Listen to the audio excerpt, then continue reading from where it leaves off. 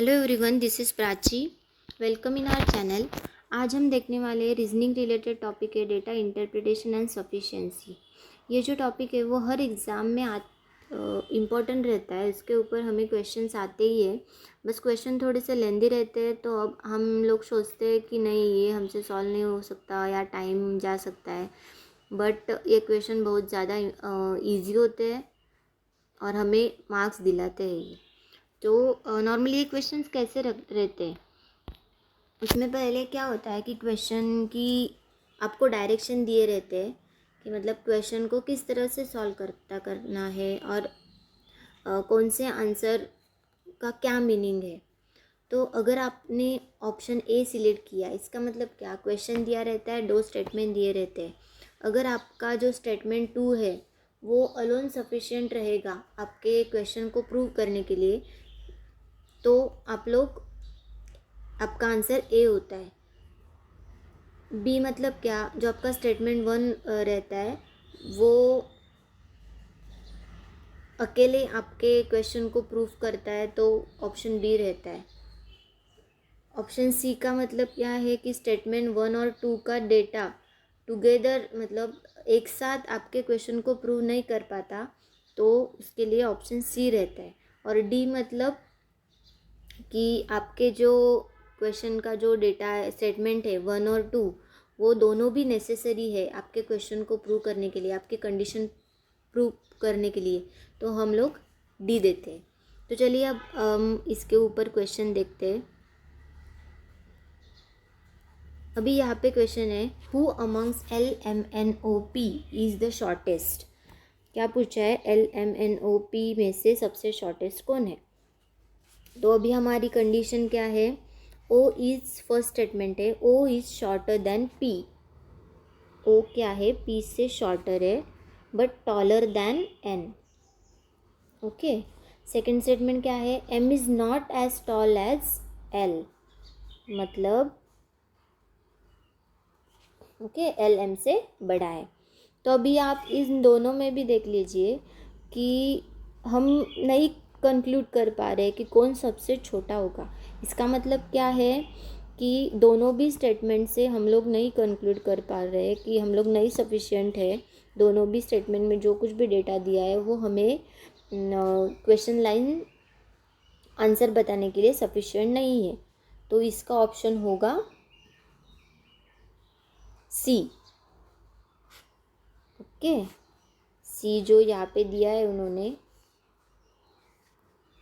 ये देखो, if the data in both the statement 1 and 2 together are not sufficient.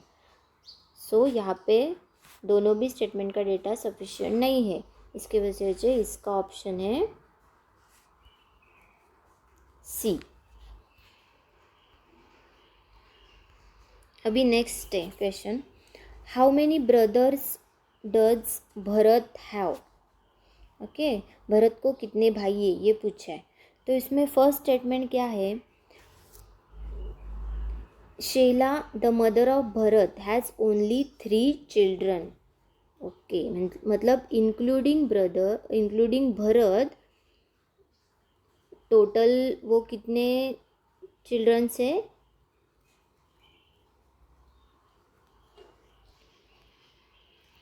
Total वो है 3 जन। Okay, Sheela the mother of Bharat has only 3 children. Then second statement बोला है, Meena the grandmother of Bharat has only 1 granddaughter, मतलब उसके grand mother को बस single grand daughter है, इसका मतलब एक बहन है। तो 3 में से एक गए तो क्या हुआ, 2 भाई हो गए। सो क्या बोला है, how many brothers does Bharat have. तो भरत को कितने भाई है, 1 ब्रदर।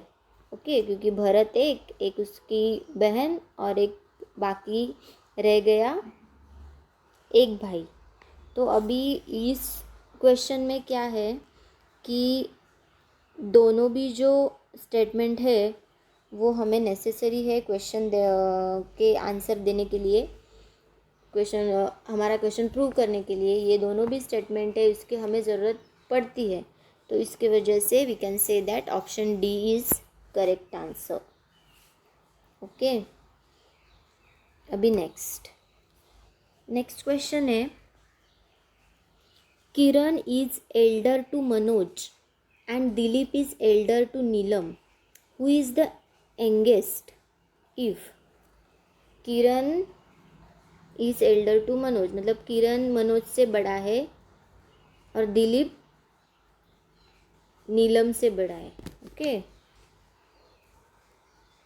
यहाँ पे क्या बोला है, किरण मनोज से बड़ा है और दिलीप नीलम से बड़ा है। Okay, then who is youngest, तो सबसे छोटा कौन है ये पूछा है। ये हमारा क्वेश्चन का स्टेटमेंट है। अभी स्टेटमेंट 1 में क्या दिया है, किरण इज एल्डर टू नीलम, मतलब क्या, इसमें क्या दिया है, किरण नीलम से बड़ा है। ओके, मतलब क्या, किरण मनोज से भी बड़ा है, नीलम से भी बड़ा है। और Manoj is younger than Dilip, but ये जो मनोज है वो दिलीप से यंगर है। इसका मतलब क्या, अगर आपने देखा इन दोनों भी स्टेटमेंट में कि हम लोग ये दोनों भी स्टेटमेंट यूज़ करके आंसर नहीं दे पा रहे, बिकॉज क्या होता है कि मनोज और नीलम इनमें से कोई भी एक यंगेस्ट होगा, बट हम लोग कंक्लूड नहीं कर पा रहे कि मनोज यंगेस्ट रहेगा या नीलम यंगेस्ट रहेगी। इसके वजह से इसका जो ऑप्शन है करेक्ट आंसर, कि हम लोग इन दोनों भी स्टेटमेंट से आंसर नहीं दे पा रहे, कि प्रूव नहीं कर पा रहे कि कौन सबसे यंगेस्ट है, तो इसका ऑप्शन रहेगा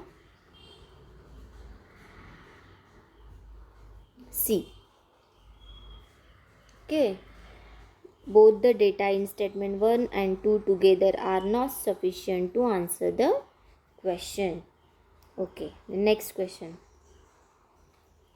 In a certain code language, 146 means adopt good habits. Okay, 146 का मतलब है adopts good habits. What is the code of habit in that code language? Okay, 146 मतलब क्या है, अडॉप्ट, 146 का कोड क्या बताया है, अडॉप्ट गुड हैबिट्स। तो हैबिट के लिए कौन सा कोड है ये उन्होंने पूछा है। तो स्टेटमेंट 1 में क्या दिया है, 473 means like good picture. Okay, 473 का कोड रहता है लाइक गुड पिक्चर। तो अभी इसमें और इसमें क्या कॉमन है, गुड वर्ड कॉमन है, और नंबर कौन सा कॉमन है, 4, इसका मतलब 4 जाएगा गुड के लिए। अभी statement 2, 826 means passion becomes habit. अभी 826 और 146 में क्या कॉमन है, 6 कॉमन है, और हैबिट वर्ड भी कॉमन है, इसका मतलब क्या, 6 वर्ड जाएगा हैबिट के लिए। सो अगर हमें ये स्टेटमेंट 1 नहीं भी रहता तो भी हम लोग प्रूव कर सकते हैं कि स्टेटमेंट 2 और 146 में 6 कॉमन है और वर्ड हैबिट कॉमन है, तो हैबिट के लिए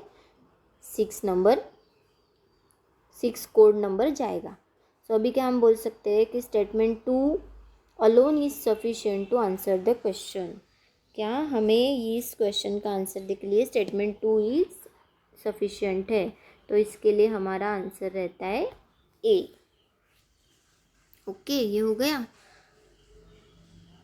अभी next,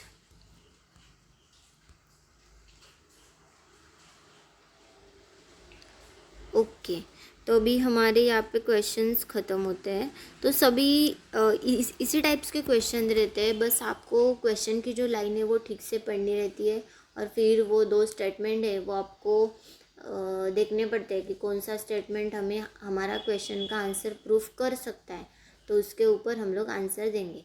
but first of all, जब भी आप ये इस प्रकार के क्वेश्चन जब भी सॉल्व करने को लेते हो, तब जो स्टार्टिंग में दिए रहता है direction of solving the question, वो आपको ठीक से